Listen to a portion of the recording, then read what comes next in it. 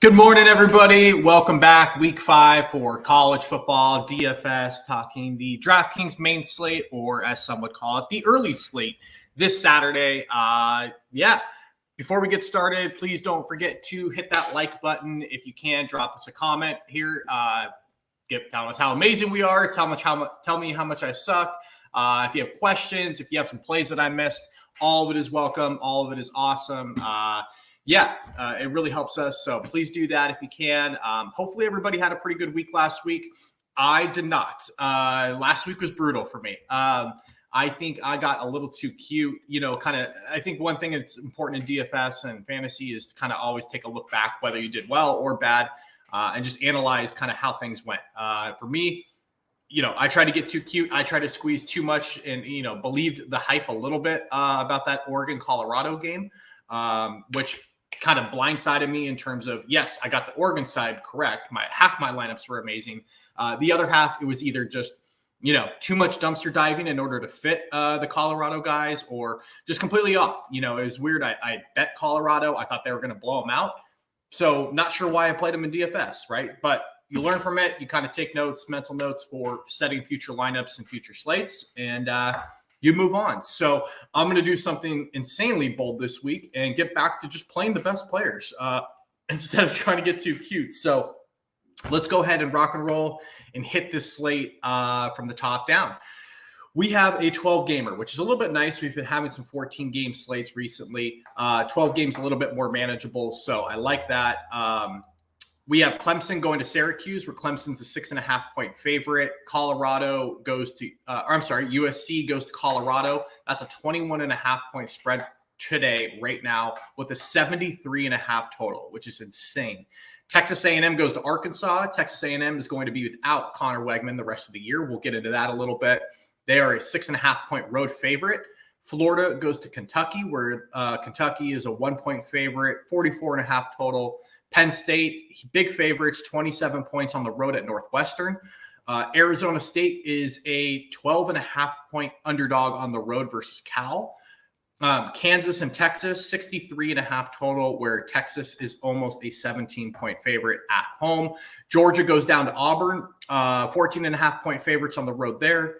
Indiana and Maryland, 50.5 total, where Maryland is a 14-point favorite.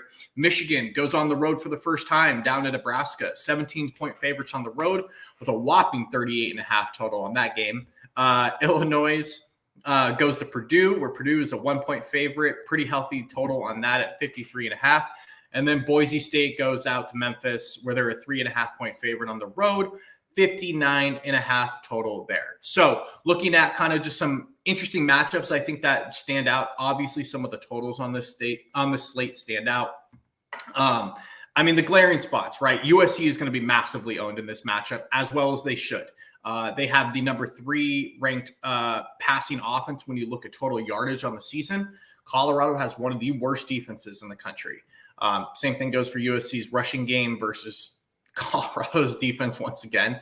I think Colorado might be dead last when it comes to yards given up on the ground this year. So got to keep that in mind. You got to get some pieces of this USC team. They're going to be wildly expensive. They're going to be wildly owned, I think, in this matchup, as well as they should. Who's going to make it from this slate is obviously how you can get different on the other side of it. So I think some other matchups that glaringly stick out. Penn State has an amazing matchup on the ground this week, rushing wise. We'll see if they're able to exploit it. I think the challenge from a DFS perspective there is they've got 2 running backs that are damn good, and they split carries. So you kind of have to pick and choose there, unless you want to get a little bit crazy, which we'll talk about. Cal has a pretty good matchup on the ground here against Arizona State.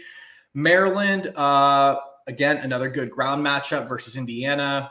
I think this Illinois-Purdue game is very sneaky from a passing point of view. Both defenses are absolutely horrendous on the passing game, and both offenses are top 60 in the country. So I think that's something you can't ignore. And then I think this Memphis and Boise State game has some matchups that we can exploit for sure. So when we get to kind of stacks and top quarterbacks that I have interest in this week, Caleb Williams, again, there's not much that needs to be said about him. Every game this year, the guy just absolutely produces. He's the focal point of that whole offense. He has gone for 26, almost 27 points, 31, and almost 43 points in his first 3 games this season. That's at least been on DraftKings. And now he gets one of the worst defenses in the country. I think the big challenge for this team is it's an early game. It is a 9 a.m. Pacific time kickoff, but Lincoln Riley's going to have these guys ready to rock. And I think Caleb Williams is pretty much bulletproof in this matchup. So the only concern in this is that they just pound him on the ground and these running backs gobble up all the touchdowns. I still don't think that's going to happen. I think Caleb has at least 3 throwing touchdowns in this game with upside of, 4, 5, 6 potentially. So I'm going to be playing Caleb Williams. That's not going to scare me off whatsoever. Hopefully Colorado can keep this thing somewhat close, at least in the first half. I'm then going down to Quinn Ewers at Texas. Look, the guy's been fantastic this season. He is, 1,000 yards throwing. He has 9 touchdowns and 0 interceptions, averaging about 25, 26 DraftKings points a game. Now he gets a Kansas defense, which does not put any fear into me whatsoever. Clear stacking options. Yeah, Quinn Ewers for sure. I think Seth Hennigan is probably next up in terms of my interest. He's at 8,000. He's got a good rock solid matchup versus a Boise team. In terms of passing defense, that is currently ranked 122 in the country in terms of yards given up per game. So, yeah, needless to say, I'll have some interest in Seth Hennigan, who also can run a little bit out there. Where things get interesting is in the 7K range. Garrett Schrader for Syracuse, and I know a lot of people are moving on to Cade Klubnik. Look, I'm a little bit off on this game. I understand where people are going. I think both guys are really good players. I think this is going to be a really good game, but both defenses are really good in this matchup.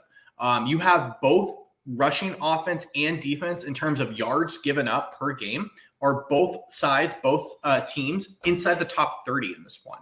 So I don't really think this game is like as explosive maybe as people think. I also don't love the stacking options necessarily. So a little bit of interest, but I'm more on the colder side of this than some people. You could definitely play Garrett Schrader. You could definitely play Cade Klubnik, but that's not really where I'm going to be primarily focusing this week. KJ Jefferson is someone I do have interest in. He is at 7,300. He has very clear stacking options. He's at home versus Texas A&M, which I like quite a bit. I know A&M's got a really good defense. I normally wouldn't be attacking them, but the fact that Arkansas is at home and they should be getting back their boy, the Rocket, I love that guy. He changes the entire dynamics of the offense and changes the entire dynamics of how defenses need to prepare and then like set up to stop this team. So if Rocket Sanders is back in the lineup, I will definitely have major interest in KJ Jefferson in this matchup because I think it opens up a ton of big plays on this offense. So KJ Jefferson, Hudson Card for Purdue. The guys just produce this year. They throw a lot. They air it out. They're in a matchup right here that I don't think scares me whatsoever versus Illinois. Hudson Card, 6,600. Pretty hard to get away from him. I'd much rather play that matchup than going up into the mid or high 7s for Schrader or Klubnik. So you got that. I think you have to consider 2 guys down here in the low 6s, high 5s. Taylon Green for Boise State. Man, we're just waiting for this guy to run a little bit. He just won't do it. I don't know if this has been like a code red handed down from the team, but I don't love it whatsoever. So I don't know. He's been averaging about 16 to 18 points a game, but if Memphis can get out to a lead and get things rocking and rolling, who knows? Maybe he can play catch up here. And then Luke Altmaier for Illinois. I don't know what's up with his pricing here. Again, Purdue's one of the worst defenses in the country. Luke Altmaier is averaging about 20 points per game. He's gone over 23 out of the 4 games. The only one he hasn't is against Penn State, who nobody is kicking or is going against and doing well against. So, yeah, I have some interest in Luke Altmaier for sure. Again, in a great matchup. I think this is definitely possible and definitely playable. So those are kind of my quarterbacks and where I'm going this week. Moving on to running backs, Jalen Ott is the most expensive running back. Let's see. No, I take that back. He's the second most expensive running back. I'm not going to be playing Blake Corum. I think they handled Nebraska pretty well. I just think this price tag is too expensive for me. Again, at 8,300, you need 2 to 3 touchdowns and at least 100 yards rushing to pay off that price tag for me. In GPPs, I think that's just really tough to get to unless you want to pay down at quarterback and get a little bit contrarian. But it's just tough if you want to get Caleb Williams to kind of fit Corum in there. Same with Jalen Ott. He's in a great matchup, but I think he is definitely safe to play. He should have a very good outing here. He is, averaging 15 to 20 carries a game. But again, I'm not really going there. If I'm going to go up top, it's going to be to Marshawn Lloyd, just because I want to get, if I'm not playing Caleb Williams, that's the way you can get different in that game if you want to. We've talked about it already. Colorado can't stop anybody, especially on the ground.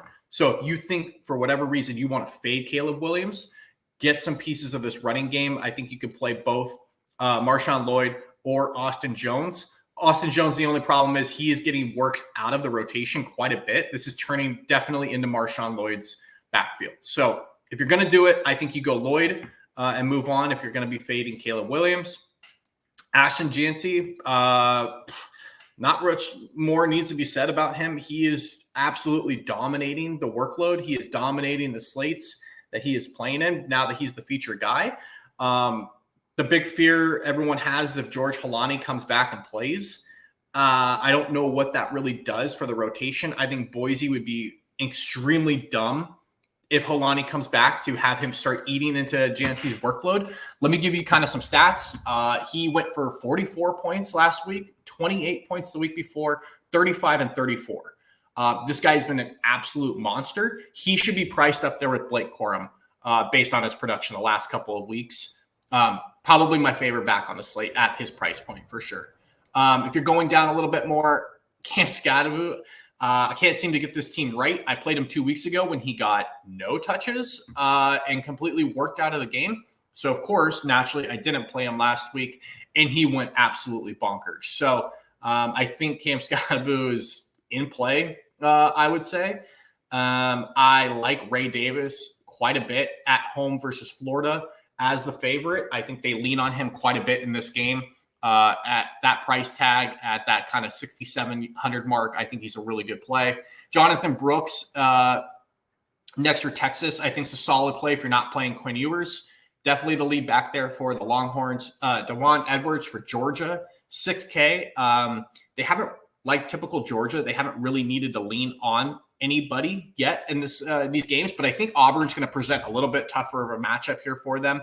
They've got a really good defense. I could see if DeJuan Edwards is going to get me 15 touches in this game, I'll definitely be playing some of him. So I like that play quite a bit. Will Shipley for Clemson. Look, anytime it's a competitive game, Will Shipley just gets volume. So I think if he's going to be in that under 6K, you just got to continue playing him. The next guy I just talked about, an absolute dude, is Rocket Sanders. Some think he might be the best running back in the country. I am not going to disagree with that. I think there's a lot of good players, but he is definitely in the conversation. Got injured week 1, has not played since, but he is back at practice and said he might be playing Saturday. If he does at this price tag at 5,600, tough matchup versus A&M, but I'm absolutely going to be getting my shares. He will probably be pretty popular though. So just keep that in mind when building your stacks. And then Trevor Etienne is probably the next back that I have interest in on this slate. He's at 5,200. Again, we think this game's going to be pretty competitive versus Kentucky. I really wish they would just make him kind of the bell cow guy. Every time they seem to be in a competitive game, well, I shouldn't say that. Against Tennessee, they leaned on him. 23 carries, 172 yards, and a touchdown. Man, just give him the workload every week like that, please. But I'll be taking some shots just because he is so explosive in this matchup. So Trevor Etienne's probably the lowest I'm going to go. I don't really have much interest below that, let's say. There's some guys who can take flyers on, but just not a lot down here, to be honest with you. So I'm going to be kind of hanging in that mid-range. The only other guy, if you want to take some shots on, is Jalen Lucas for Indiana. I think they should be trailing Maryland quite a bit. He is someone who's going to get involved both the passing game and the running game. When he's involved in the passing game, he has huge upside. We've seen him go for 28 and 27 points in the first 4 games of the year. Just don't know. Indiana's kind of tough to predict. Definitely a GPP play only. But I think Jalen Lucas has to at least be considered in some lineups. So moving on to receivers, I think Evan Stewart, this matchup, I think you could take some shots on Evan Stewart. He's awesome. I said I would talk about that A&M situation. Sorry, missed on that. Connor Wegman is out for the year. You've got Max Johnson stepping into the helm. Look, I am not going to be going here. I know a lot of people say Max Johnson is not that big of a drop-off from Connor Wegman. That might be true in real football, like I guess out on the field. But from a fantasy perspective, I just don't see it here. I'll just take the discount because he is expensive. He's $8,200, and I'll just play KJ Jefferson. So that's kind of my thoughts on that situation this week. But Evan Stewart's an absolute stud. Play him if you can get up there. Eric McAllister is the number 1 at Boise, a 6,700. Great play for me. If you're going to roll with some of these Colorado guys, obviously you've got Jimmy Horn up there. You've also got Xavier Weaver, 6,800, 6,600. I am not going to be playing Colorado this week. I learned my lesson last week. It's very tough against these better teams for me to see Colorado hitting value. Point simply because of the trenches. They are just not good enough in the trenches. It's not their fault. They just haven't had time to really build that up yet. And I think USC and Oregon and Utah and all these teams are just going to absolutely dominate them in the front 7. And it's just going to limit the offense severely. So I know Sanders is amazing. I know his receivers and weapons are great, but I'm sorry. I just can't pay those price tags for guys that I think Colorado gets kind of steamrolled here. So moving down, Xavier Worthy for me is definitely very much in play. 6,500, great price tag for him. Definitely a guy that could pop 2 scores in this weekend. You've then got the USC guys. The 2 that I have the most interest in because of price is Brendan Rice at 6,400 and Zachariah Branch at 6,100. If you're going Caleb and you want to stack it up, those are the 2 that I'm going to be leaning towards. For Arkansas, you got Andrew Armstrong up there, 6,200. I think Armstrong is one of the best plays on the slate, especially if you have interest in KJ like me. He is averaging about 17, 18 fantasy points a weekend, and he is 6,200. I'm definitely going to be playing some Andrew Armstrong. Keandre Lambert-Smith for Penn State, 6,100. Yeah, if you like Penn State and you think they roll this weekend, he is your guy in the passing game. He is the clear alpha in that room, no doubt about it. Rock Taylor from Memphis at 61 is their best player. In the passing game, definitely lean him if you're going to be stacking up Memphis. Jeremiah Hunter for Cal is interesting, 5,900. I think they're in a great matchup. I just don't know who's going to play quarterback for Cal. They could even play both guys. But he's, again, clear best receiver in that room for the Bears. So 5,900 is a good price tag for him. If you want to take some shots, I shouldn't say that. I'm going to be taking some shots on some Michigan guys this week. I don't love them from a stacking perspective, but Roman Wilson at 5,900 and then Cornelius Johnson at 52 for me. I think Nebraska's actually got a pretty good rush defense. I know Michigan wants to run the football, but I think they are going to lean a little bit heavier into J.J. McCarthy this year as games get more competitive. Michigan also needs to get going. They have had just like Georgia, an absolute cakewalk of the beginning of the season. They're starting to get into conference play, and they've got some tough games coming up. So they need to get this offense and this machine rolling again. Harbaugh's back in the fold. I think they come out and air this one out a little bit. So I have a little bit of interest in J.J. McCarthy, but more so his receivers and picking one of these guys off if I'm going to be playing it. So kind of going back up a little bit because I skipped over it. Elijah Badger for ASU, if you want to play that Cal Arizona State game at all. Isaiah Williams for Illinois at 5,700 and Deion Burks for Purdue at 5,700. Those are 3 guys kind of in that middle of the pack right there that I think are all pretty good price points, especially Deion Burks for Purdue. I think that game has sneaky big potential, like I talked about earlier in the show, and definitely somebody I have some interest in. Lawrence Arnold, Brock Bowers, Cam Camper, Amari Hatcher. I think you can look at Dane Key, Luke Haas for Arkansas, Tyler Brown for Clemson, if he's going to be starting, and Jatavion Sanders for Texas. That's kind of my player pool, guys. I want to keep this under 20 minutes. Please don't forget to hit that thumbs up, subscribe if you like the channel. Fire questions at me if you have any, and good luck this weekend. Talk to you soon. Later.